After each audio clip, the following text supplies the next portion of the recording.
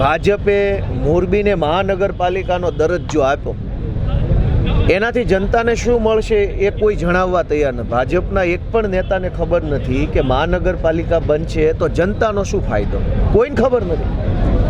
એનો અર્થ એવો થયો કે દરજ્જાના નામે જનતા પાસેથી ટેક્સ વધુ લેવાનો, જનતાને લૂંટવાની, અને નગરપાલિકા હોય કે મહાનગરપાલિકા બધું એમ જ રહેશે.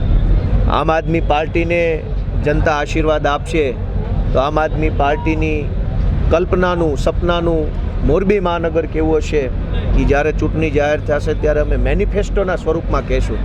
કેમ કે જો હું અત્યારે કહી દઉં તો આ ચોર અમારી કોપી પેસ્ટ કરી લેવા છે.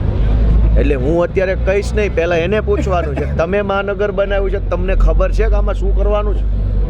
પાણીની ટાંકી કેટલી બનાવવાની છે, કોલેજ બનાવવાની છે કે નહીં, દવાખાના કેટલા બનાવવાના, લાઇબ્રેરીઓ બનાવવાની છે કે નહીં, યુનિવર્સિટીનું કોઈ આયોજન છે કે નહીં, રિસર્ચ સેન્ટરો બનવાના છે કે નહીં, કોઈ ટ્રીટમેન્ટ પ્લાન્ટ બનવાના છે મોટા હેવી કે નહીં, ડમ્પિંગ સાઇટો બનવાની છે કે નથી બનવાની, કોઈને કંઈ ખબર નથી. બસ મહાનગરપાલિકા બની ગઈ, અમે એક બનાવશું, જનતાના આશીર્વાદ મળશે તો અમે એક મોડલ મહાનગરપાલિકા આખા ગુજરાતમાં નોંધ લેવાય એવું મોરબી શહેર બનાવશું.